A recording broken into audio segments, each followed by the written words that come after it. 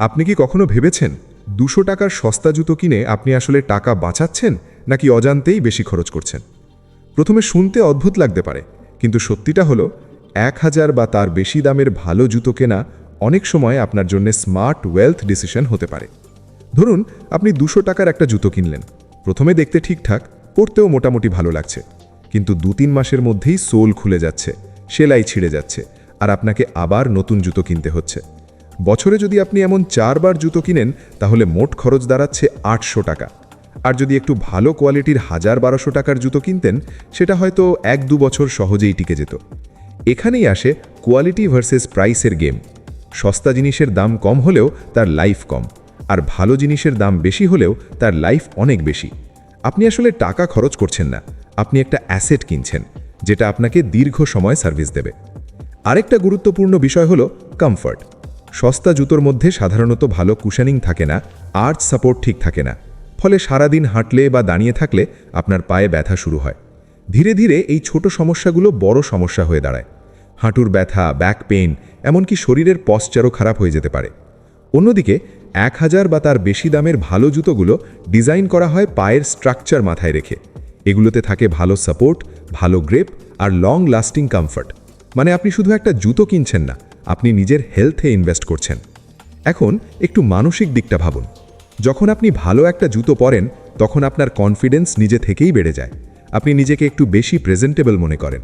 Interview, meeting বা সাধারণ বাইরে যাওয়া, সব জায়গায় আপনার একটা আলাদা ইমপ্রেশন তৈরি হয়। এটা ছোট একটা জিনিস মনে হলেও লং টার্মে এই কনফিডেন্সই আপনার ইনকাম বাড়াতে সাহায্য করতে পারে।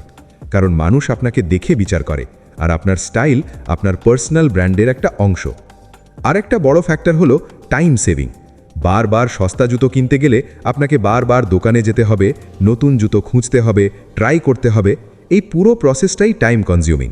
কিন্তু আপনি যদি একবার ভালো একটা জুতো কিনে নেন, তাহলে অনেক দিন নিশ্চিন্ত থাকতে পারবেন। এখন প্রশ্ন হলো, সব সময় কি দামি জুতোই কিনতে হবে? না, অন্ধভাবে দামি জিনিস কেনা বুদ্ধিমানের কাজ নয়, কিন্তু ভ্যালিউ ফর মানি বুঝে কেনা জরুরি। আপনি এমন একটা জুতো কিনবেন যেটা আপনার বাজেটের মধ্যে থেকেও ভালো কোয়ালিটি দেয়, টেকসই হয়, আর আপনার ইউজ অনুযায়ী ফিট করে। ধরুন আপনি প্রতিদিন বাইরে কাজ করেন, অনেক হাঁটাচলা করেন, তাহলে আপনার জন্য ভালো কোয়ালিটির জুতো অত্যন্ত জরুরি।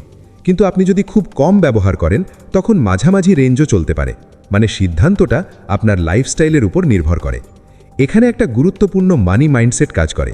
আমি কি আজ কম খরচ করতে চাই, নাকি লং টার্মে বেশি সেভ করতে চাই? বেশিরভাগ মানুষ শুধু আজকের দামটা দেখে সিদ্ধান্ত নেয়, কিন্তু স্মার্ট মানুষরা টোটাল কস্ট অফ ওনারশিপ দেখে। একটা ভালো জুতো আপনাকে শুধু টাকা সেভ করায় না, এটা আপনাকে ডিসিপ্লিনও শেখায়। আপনি বুঝতে পারেন সব সস্তা জিনিসই সেভিং নয়, আর সব দামি জিনিসই খরচ নয়। আসল বিষয় হলো ভ্যালিউ। যখন আপনি এইভাবে চিন্তা করতে শুরু করবেন, তখন শুধু জুতো নয়, আপনার লাইফের প্রতিটা কেনাকাটার সিদ্ধান্ত বদলে যাবে। আপনি আর ইম্পালসিভ বাইং করবেন না, আপনি হিসেব করে ইনভেস্ট করবেন। শেষে একটা কথা, ধনী মানুষরা সবসময় কম জিনিস কেনে, কিন্তু ভালো জিনিস কেনে।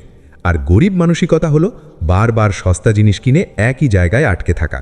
তাই পরের বার যখন জুতো কিনতে যাবেন, শুধু দাম দেখে সিদ্ধান্ত নেবেন না। ভাবুন, এই জুতোটা কি আমাকে লং টার্মে সেভিং দেবে, কমফর্ট দেবে, কনফিডেন্স দেবে? যদি উত্তর হ্যাঁ হয়, তাহলে 1000+ জুতো কেনা কোনো খরচ নয়, এটা আপনার স্মার্ট ওয়েলথ ডিসিশন।